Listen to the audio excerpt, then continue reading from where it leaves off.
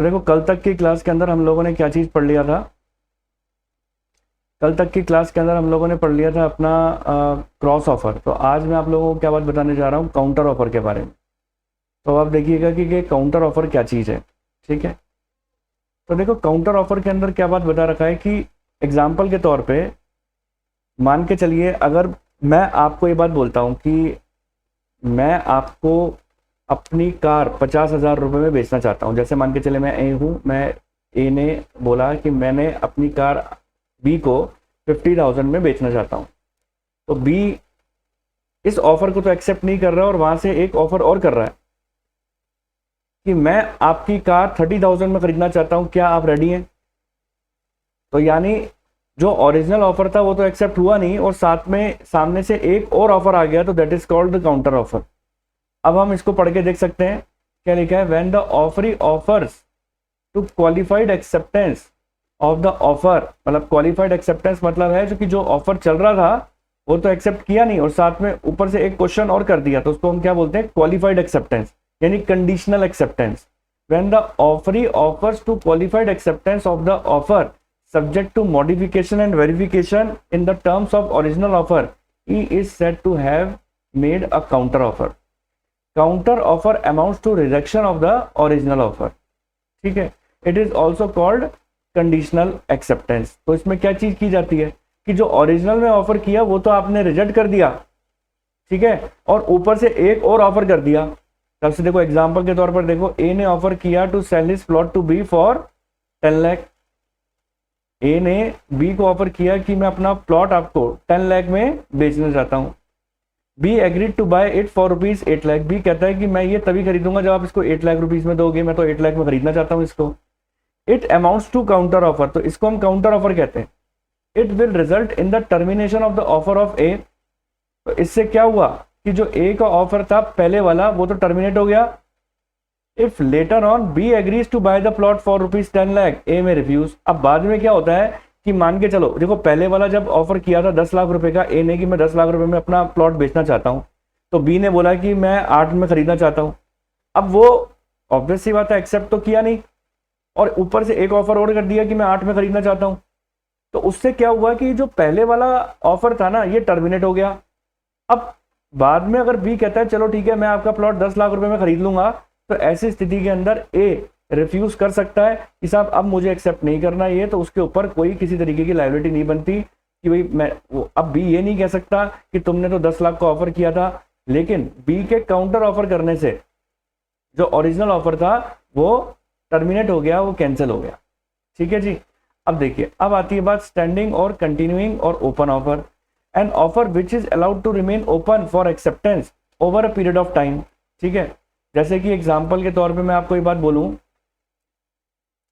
जैसे कि मैं आपको एग्जाम्पल के तौर पे ये बात बोलूं कि स्टैंडिंग ऑर्डर देखो किसे बोलते हैं या ओपन ऑफर किसे बोलते हैं। क्या चीज होती है कि जो एक पर्टिकुलर पीरियड ऑफ टाइम के अंदर ऑफर दिया जाता है तो उसे हम क्या बात बोलते हैं, स्टैंडिंग ऑफर। जैसे कि मैंने बोला कि मेरा डॉग खो गया है, 15 दिन के अंदर अंदर जिसने ला के दे दिया उसको मैं 50,000 रुपीज का प्राइस दूंगा। तो 15 डेज के अंदर अंदर अगर कोई ला के दे देता है तो फिर वो एक पर्टिकुलर टाइम पीरियड के अंदर ऑफर एक्सेप्टेंस माना जाएगा। तो ये चीज लिखी हुई है, an offer which is allowed to remain open for acceptance over a period of time, उसी हम क्या बोलते हैं, स्टैंडिंग ऑफर। ठीक है, नहीं तो फिर क्या होता है, नहीं तो इसमें टाइम पीरियड नहीं होती तो वो स्टैंडिंग ऑफर नहीं होता। ठीक है, तो ये चीज है इसके अंदर जो अब तक हमने बात पढ़ी कि क्या क्या चीजें हैं। क्रॉस ऑफर क्या है, काउंटर ऑफर क्या है, स्पेसिफिक ऑफर क्या है, जनरल ऑफर क्या है, स्टैंडिंग ऑफर क्या है। ठीक है, तो अब आती है बात essentials of a valid offer. तो अब हम पढ़ेंगे बात कि एक वैलिड ऑफर के लिए एसेंशियलिटीज क्या है, तो वो हम बात पढ़ते हैं। तो उम्मीद करता हूं यहां तक बात अच्छी तरह समझ में आई होगी। अब देखो इसके आगे क्या बात बोल रहे हैं, इसके आगे देखो बात बोल रहे हैं कि जस्ट सेकंड, हाँ, कि एसेंशियल्स क्या है एक वैलिड ऑफर के। एक ऑफर को वैलिड ऑफर कब माना जाएगा, it must be capable of creating legal relations. ठीक है, पढ़ के देखते हैं कि क्या लिखा हुआ है। Offer must be such as in the law is capable of being accepted and giving rise to legal relation. If offer does not intended to give rise to legal consequences and legal relations, it is not considered a valid offer in the eyes of law. A social invitation, ये देखो underline करो, a social invitation even if it is accepted does not create a legal relation because it is not so intended। अब देखो example के तौर पे मैं बात बताता हूँ, इसमें बोल क्या रहा है, इसमें बोल रहा है कि कोई भी ऑफर अगर आप करते हो तो उसके अंदर लीगल रिलेशंस क्रिएट होने की इंटेंशन होनी चाहिए, कि जहां पर लीगल रिलेशंस क्रिएट नहीं है वहां पर ऑफर नहीं माना जाएगा, वैलिड ऑफर नहीं माना जाएगा। अब आप बोलोगे सर कैसे? अब मान के चलो जैसे ए ने बी को अपनी कार बेचने का या अपने प्लॉट बेचने का ऑफर करता है तो उसमें लीगल रिलेशन है। लेकिन मान के चलो मैंने अगर अपने फ्रेंड को इनवाइट किया अपने बर्थडे पार्टी में कि मेरे यहाँ घर पे खाना खाने आना, और जब वो फ्रेंड घर पे खाना खाने आया तो मैंने उसको खाना नहीं खिलाया, तो अगर वो मेरे पे जाके केस कर देता है कि साहब इसने तो मुझे खाना खाने के लिए ऑफर किया था और बाद में जाके इसने मुझे खाना नहीं खिलाया, तो ये ऑफर ही वैलिड नहीं था। क्यों? क्योंकि ये तो सोशल इन्विटेशन था। सोशल इन्विटेशन एक ऑफर वैलिड ऑफर नहीं कहलाता। इसलिए उन्होंने बोला है कि offer must be such as in the law is capable of being accepted and giving rise to legal relation. If the offer does not intended to give rise to legal consequences and creating legal relation, it is not consider as a valid offer. अगर उसमें legal relation नहीं create होता तो हम उसको valid offer नहीं माना जाएगा। ठीक है जी, अब हम बढ़ते हैं इसके आगे।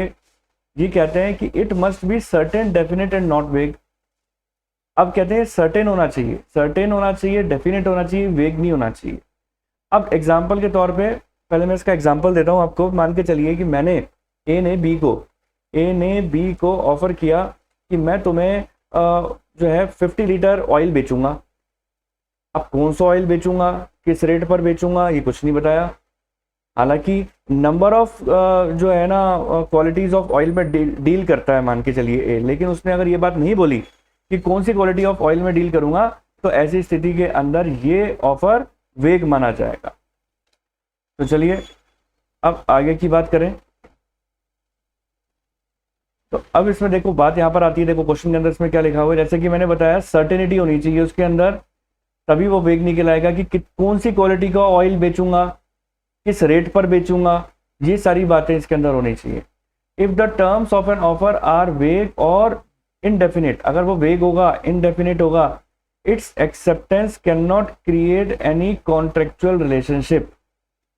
तो ऐसी स्थिति के अंदर अगर वेग ऑफर है, इनडेफिनिट ऑफर है, तो वो कॉन्ट्रेक्चुअल रिलेशनशिप क्रिएट नहीं करता। Thus where a offer to sell B 100 quintal of oil, there is nothing whatever to show what kind of oil was intended. The offer is not capable of being accepted for the want of certainty. तो ऐसी स्थिति के अंदर वो offer नहीं माना जाएगा अगर उसके अंदर आपने हर चीज मेंशन नहीं की तो। ठीक है ना, 10 where a offer to sell B 100 quintal of oil, there is nothing whatever to show what kind of oil, कौन से तरीके का ऑयल इंटेंट है वो बेचने के लिए। तो यहाँ पर सर्टेनिटी नहीं है, तो इसलिए इसमें कॉन्ट्रेक्चुअल रिलेशनशिप नहीं होगी। It must be communicated to the offeree, an offer to be complete must be communicated to the person to whom it is made, otherwise there can be no acceptance of it. Unless an offer is communicated, there can be no acceptance by it. An acceptance of an offer in ignorance of the offer is not acceptance and does not confer any right on the acceptor. This can be illustrated by a landmark case, Lalman Shukla versus Gauri Dutt. तो इस case को पहले पढ़ते हैं फिर आपको बताता हूं क्या चीज है। Gauri Dutt sent his servant L यानी Lalman to trace his missing nephew. ये कह रहे हैं गौरी दत्त ने अपने सर्वेंट को भेजा, अपने मिसिंग यानी उसका कोई नेफ्यू है वो खो गया होगा, उसको ढूंढने के लिए भेजा। और उसके बाद then he announce that anybody who traced his nephew would be entitled to a certain reward। और उसको भेजने के बाद उसने एक अनाउंसमेंट कर दिया कि जो भी उसके नेफ्यू को ढूंढ के लेकर आएगा वो उसको कुछ ना कुछ इनाम के रूप में देगा। अब हुआ यूं, जो उसका सर्वेंट था लालमैन यानी एल, उसके नेफ्यू को ढूंढ के ले आया, लेकिन उसके जो सर्वेंट था एल, उसको ये बात पता नहीं था कि गौरी दत्त यानी जी ने ऐसी अनाउंसमेंट कर रखी है। Subsequently when he came to know of the reward he claimed it, और बाद में जाके क्या हुआ कि जब उसको ये बात पता लगा कि गौरी दत्त ने इस तरीके का अनाउंसमेंट किया था तो उसने बोला मुझे रिवॉर्ड चाहिए। तो ऐसी स्थिति के अंदर जब वो इग्नोरेंस में था, उसको पता ही नहीं था कि ऐसा कोई अनाउंसमेंट भी किया है, वो तो ठीक है वैसे ही ढूंढने उसको निकल गया था, और बाद में जाके अगर क्लेम करता है ये प्रूफ हो जाता है कि उसको पता ही नहीं था, तो ऐसी स्थिति के अंदर वो क्लेम लेने का हकदार नहीं है। He was not entitled to the reward as he did not know the offer, ठीक है, क्योंकि उसको ऑफर के बारे में पता ही नहीं था। तो यही बात बोल रखी है कि अगर ऑफर आपको आप तक कम्युनिकेट ही नहीं हो पाया तो उस इग्नोरेंस के अंदर ऑफर का एक्सेप्टेंस नहीं माना जाएगा। आपको इस एग्जांपल से बात समझ में आ गई होगी। And offer to be complete must be communicated है, ऑफर तभी कंप्लीट माना जाता है जब वो ऑफरिंग तक कम्युनिकेट हो जाए।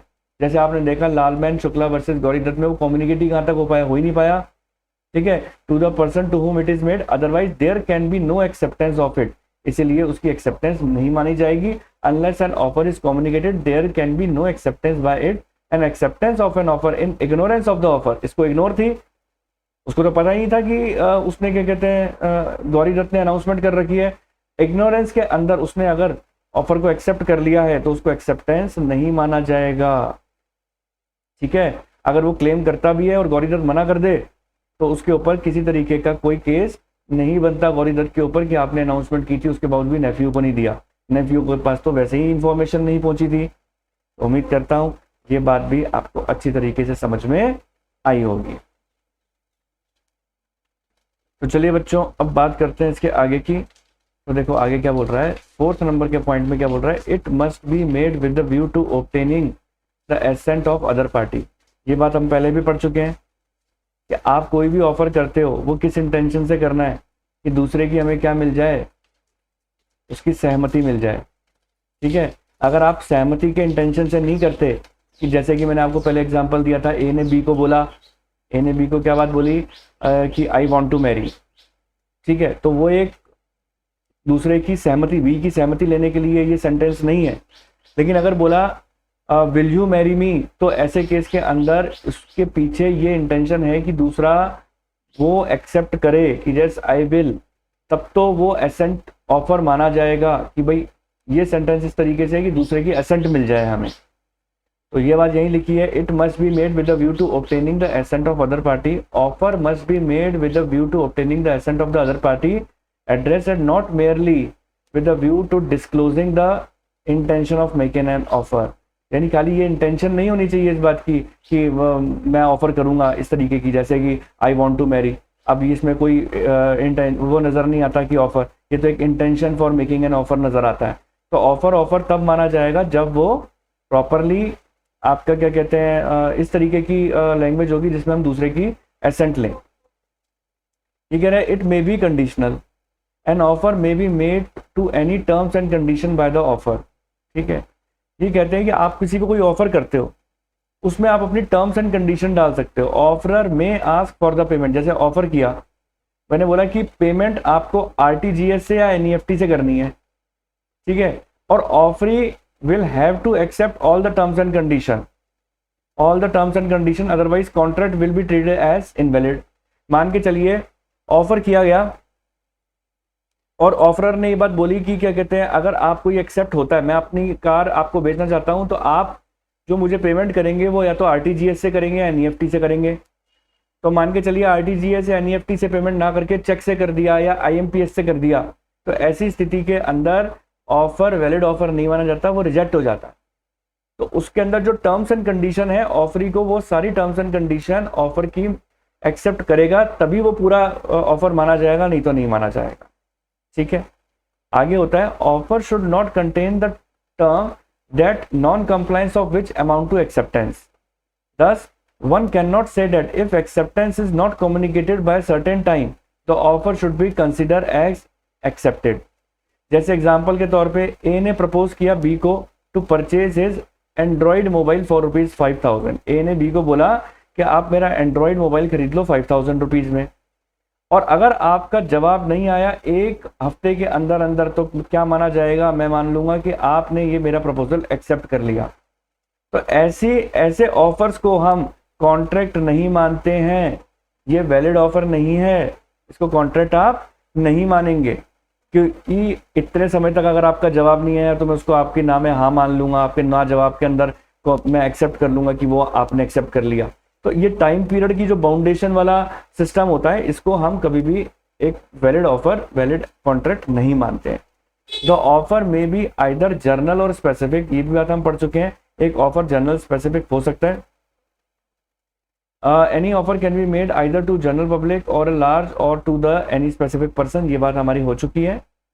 एन ऑफर में बी एक्सप्रेस्ड और इम्प्लाइड, एक ऑफर एक्सप्रेस भी हो सकता है, इम्प्लाइड भी हो सकता है। एक्सप्रेस और इम्प्लाइड का मतलब क्या है कि कुछ ऑफर तो ऐसे होते हैं जो बाय वर्ड्स बताए जाते हैं और कुछ होते हैं बाय कंडक्ट बताए जाते हैं। एग्जाम्पल के तौर पे मान के चलिए कि अगर मैंने ए ने बी को बोला कि मैं अपनी कार आपको बेचना चाहता हूं, तो ये बाय एक्सप्रेसिंग ऑफ वर्ड है, तो ये एक्सप्रेस ऑफर कहलाया जाएगा। एक होते हैं इम्प्लाइड, मान के चलिए एक बस खड़ी है बस डिपो पे और उसके दरवाजे खुले हुए हैं, बस स्टार्ट है, तो ये जस्ट लाइक एन कंडक्ट है कि बस एक पर्टिकुलर डेस्टिनेशन पे जाने के लिए तैयार है, वो आपको ऑफर कर रही है, आप आएँ और बस में बैठें और अपने डेस्टिनेशन पर जाएं। तो ये एक इम्प्लाइड ऑफर होता है, ठीक है। तो इम्प्लाइड ऑफर कंडक्ट से किया जाता है, तो उसमें अंडरस्टैंड होता है कि ये ऑफर कर रही है। लेकिन कुछ ऐसे ऑफर होते हैं जो बाई कंडक्ट नहीं हो सकते, उसमें आपको एक्सप्रेस करने पड़ते हैं अपने वर्ड कोई भी ऑफर को देने के लिए। लिखा है a boy start cleaning the car as it stop. कई बार क्या होता है ना, ट्रैफिक सिग्नल के ऊपर जैसे ही कार स्टॉप होती है तो कुछ जो है पुअर बॉयज आ जाते हैं और वो क्या आपकी कार को साफ करने लग जाते हैं on the traffic signal without being asked. उनको बोला नहीं जाता, उसके बावजूद भी वो चालू हो जाते हैं गाड़ी के कांच साफ करने के लिए, ठीक है, without being asked to do so. In such circumstances any reasonable man could guess that he expected to be paid for this.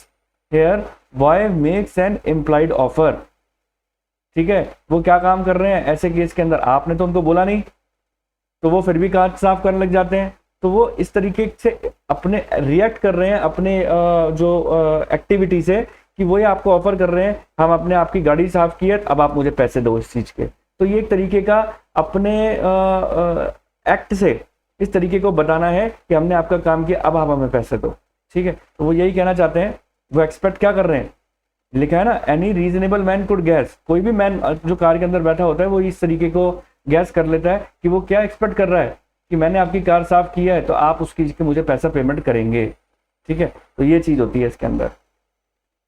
तो उम्मीद करता हूँ बच्चों की यहाँ तक की बात आपको अच्छी तरीके से समझ में आई होगी। तो चलिए बच्चों, आगे की बातें पढ़ने से पहले मैं आप लोगों को बताना चाहता हूँ, इसके अंदर क्वेश्चन ने लिखा है ना, offer is different from mere statement of intention and invitation to offer, a mere communication of information, prospectus and advertisement. और आपको ये जो आगे पॉइंट दे रखे हैं, एक तो हो गया इन्विटेशन टू ऑफर और एक हो गया आपका पॉइंट, ये देखो invitation to make an offer और टू डू बिजनेस, और ये पॉइंट हो गया statement of price is not an offer. तो इन दोनों पॉइंट को समझाने के लिए पहले मैं आपको एक एग्जांपल देता हूँ, फिर उसके बाद हम इसको रीड आउट करेंगे, फिर आपको हमारी सारी बात समझ में आ जाएगी। देखो ये कहना चाहते हैं कि एक ऑफर और एक इन्विटेशन टू ऑफर के अंदर फर्क होता है, ठीक है। और या फिर एक आपको इस तरीके से ये बोल रहे हैं ना यहाँ पर कि स्टेटमेंट ऑफ प्राइस, ये देखिए यहाँ पर लिखा था ना, a statement of price is not an offer. तो किस तरीके से ये पॉइंट है, तो इसको समझने के लिए हम एक एग्जांपल समझते हैं। सबसे पहले मैं आपको बताता हूँ इन्विटेशन टू ऑफर का।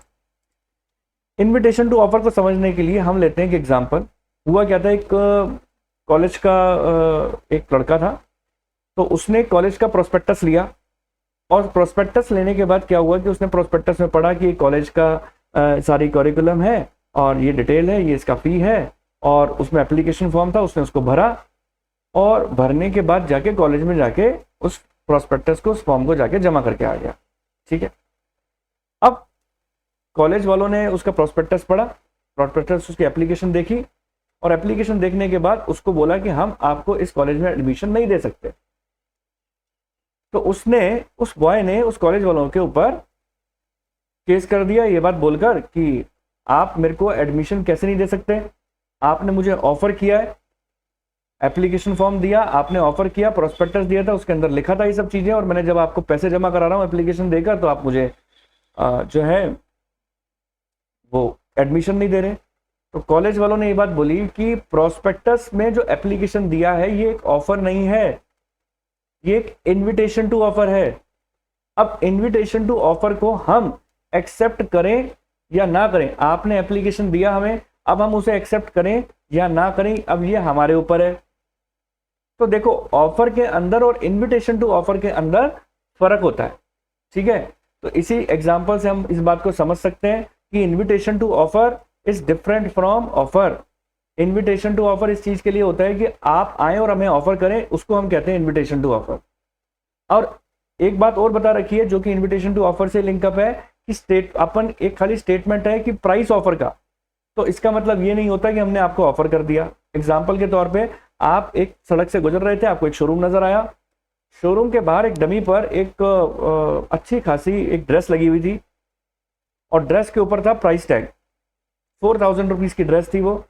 और आप अंदर गए और आपने पूछा कि ये ड्रेस मुझे परचेज करनी है और ये ड्रेस आप मुझे दे दो, और उन्होंने ड्रेस देने के लिए, शोरूम वालों ने वो ड्रेस देने के लिए मना कर दिया। आपने बोला कि आपने तो ऑफर कर रखा था बाहर प्राइस टैग लगाकर कि ये ड्रेस 4000 की है, और अब आप उसको मना कर रहे हो। तो उन्होंने बोला कि हमारा वो ऑफर नहीं था, केवल प्राइस टैग लगाना शोरूम के बाहर, अगर किसी भी ड्रेस के ऊपर या किसी भी आइटम के ऊपर अगर कोई प्राइस टैग लगा हुआ होता है तो इस बात का मतलब ये नहीं है कि हमने उसको ऑफर किया। तो केवल स्टेटमेंट ऑफ प्राइस भी ऑफर नहीं होता और इन्विटेशन टू ऑफर भी ऑफर नहीं होता। तो उम्मीद करता हूं कि इन्विटेशन टू ऑफर ऑफर से कैसे अलग है ये आपको बात समझ में आ गई होगी, और प्राइसेस, जो स्टेटमेंट ऑफ प्राइस जो बताई जाती है वो भी किस तरीके से अलग है ये भी आपको अच्छी तरीके से मेरी बात समझ में आ गई होगी।